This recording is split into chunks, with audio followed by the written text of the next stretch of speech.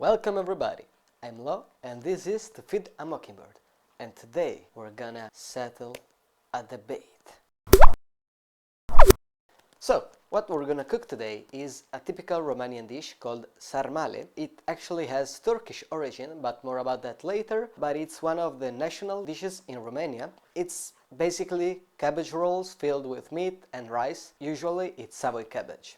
I found out that this is a Christmas recipe in Romania, but we're not doing this right now because Christmas is coming. I've actually prepared another recipe for Christmas. I just had this Romanian flag hanging around. Shout out to Pietro, my friend who runs the Romanian food store, and that's why I searched for some Romanian recipes, even because in July I plan to go to Romania. Unfortunately, for many reasons I won't be able to, but once I will be able to, I've got all planned out thanks to Pietro. Shout out to Pietro again, once again. So now we're gonna cook sarmale. What we're gonna need is 2 bowls, an oven, and an oven-proof pot with an oven-proof lid. But now about the ingredients. Obviously, Savoy cabbage in brines, some long-grain white rice, some ground pork meat, 1 very big, finely sliced onion, some coarse salt, some black pepper, some thyme, 3 or 4 bay leaves. Now, we'll begin with washing the rice. You put rice in a bowl with the coarse salt. Then you pour the water in it and you rinse it. So do the hand movement that I'm gonna do for about 3 times in less than 10 seconds so that the water won't be absorbed, and then we're gonna drain it from the water in a sink.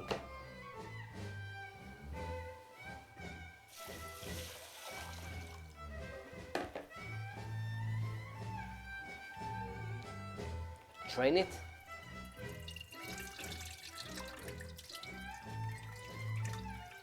Then you take other water and we clean it, so we make like a claw with our hands and stir it up really fast, 30 times.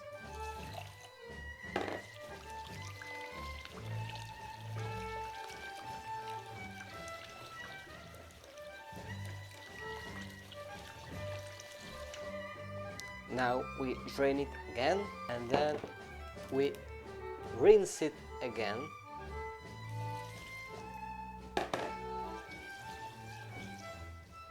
Drain it and then repeat all the steps other 2 times.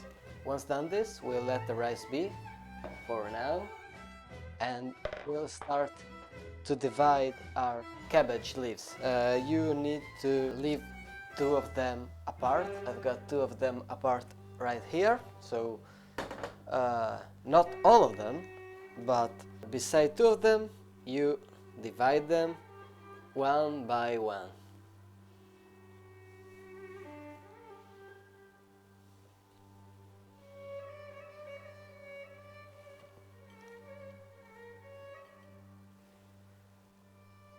If you remove the biggest part and the rough edges, it's better.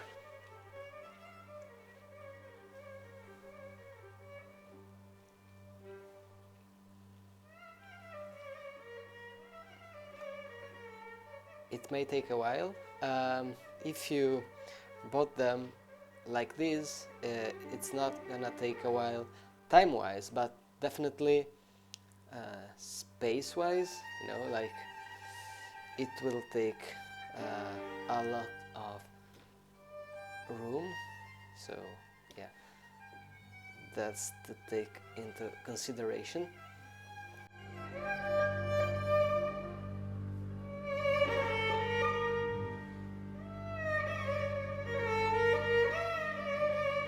So now we have our opened cabbage leaves, and now we're gonna mix the meat, the onion,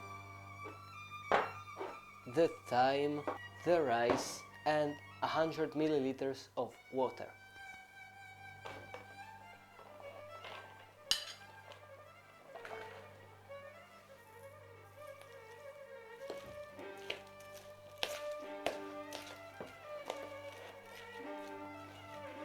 Now we're gonna take our cabbage leaves and fill them with a tablespoon of the mix, each one of them, and roll them. We're gonna do it until we finish our meat mixture.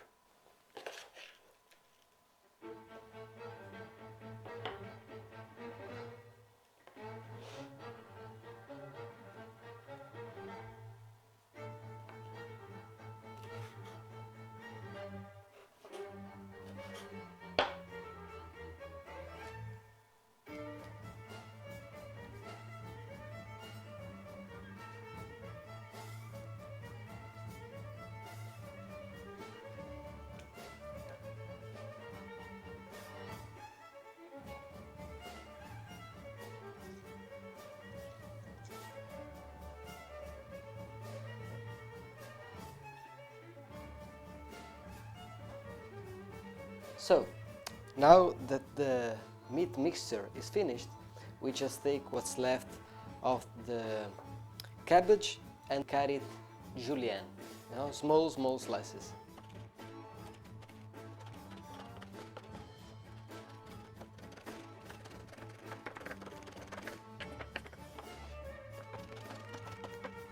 Now we're gonna take an oven-proof pot. Unfortunately, I don't have one of those, so I'm gonna just take a round baking tray, but you should have an oven-proof pot and possibly an oven that's larger than this. I don't have it, but because there's a lot of cabbage rolls to cook and probably I won't be able to do it in one go. If you have a larger oven, you probably will be able to. Anyways, take the oven-proof pot, put in it half of the julienne cabbage that you cut. Remember, you don't have to cut the two leaves that we put apart before, so just half of these.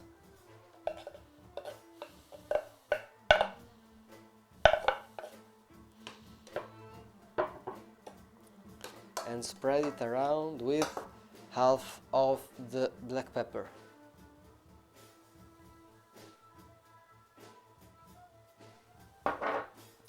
Obviously a pot is better because, as you can see, the julienne and the pepper should be like the bed for our rolls, but this is too large for all the julienne to fit perfectly and too short for all the cabbage rolls to be here in one go, but we'll do what we can. So now on top you put the cabbage rolls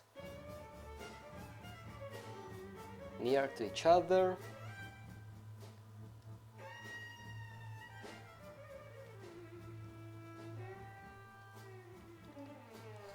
Then on top of this you put the rest of the black pepper, the bay leaves, and the last part of the julienne cabbage that you cut earlier. Spread it around, plus the two cabbage leaves that you saved.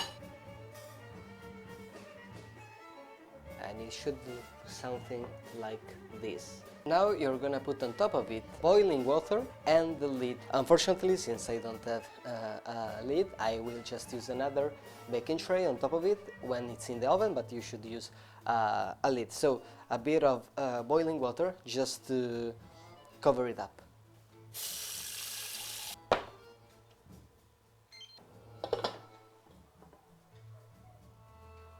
Pour it this way. And I'm gonna cook it in the oven at 177 degrees Celsius for 2 hours with a lid on top. I'm gonna use, as I told you, another tray.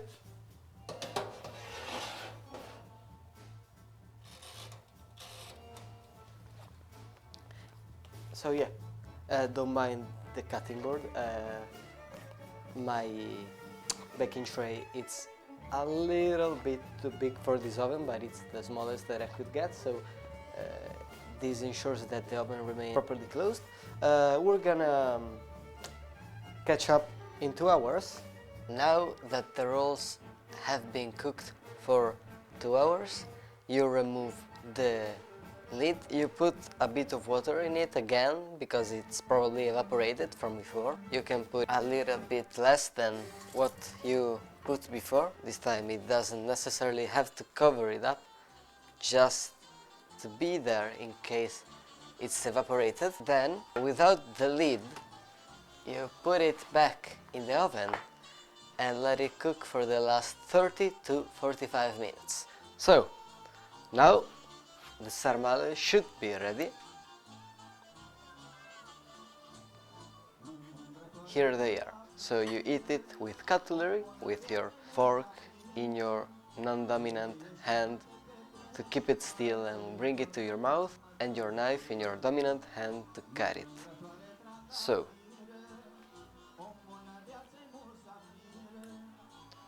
this is obviously a big portion. It's not for one. It's actually the first time that I'm trying it, and since the portion is way too big for just one person, tomorrow I'll share them with Pietro, and they told me that these are even better when they're cold, so Pietro may be able to confirm this, and I will be able to tell it myself tomorrow.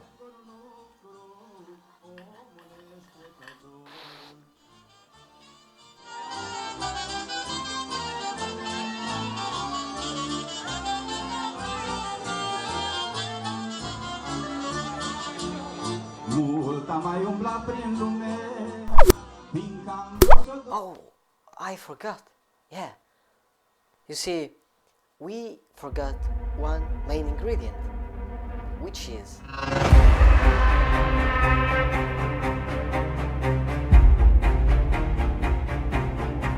not tomato. We didn't forget anything. So, in many sarmale recipes, you would see tomato sauce or tomato paste added when the rolls are cooking. But the truth is, in the first version of this recipe, it's pretty impossible that there were tomatoes.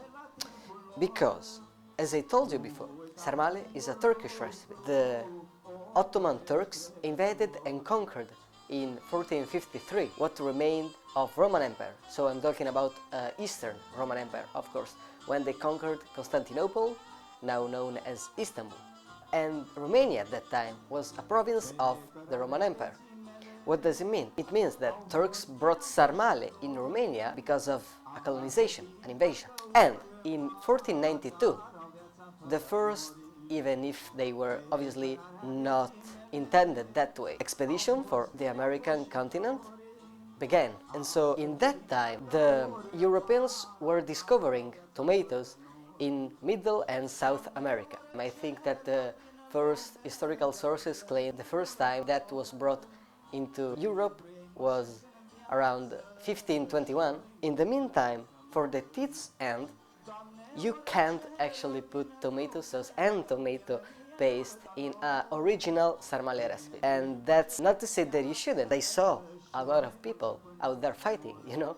There are these family feud, brother against brother and father against son, all because of the tomato. So you can now say that the original sarmale didn't have tomato, but it's possible that it's delicious if you do it that way, because I know that some Romanians are purists and they absolutely don't want tomato, and other ones claim to be purists, thinking that the original one has tomato, or maybe not the original, but the best one has tomato, which, I mean, it's arguable, and so yeah, that's about it, you know. So, thanks for watching. Yeah, I'm recording this while the oven is going because it will take a while, and you know, because you already saw the video. Thanks for watching, bon appétit, and I'll see you next time.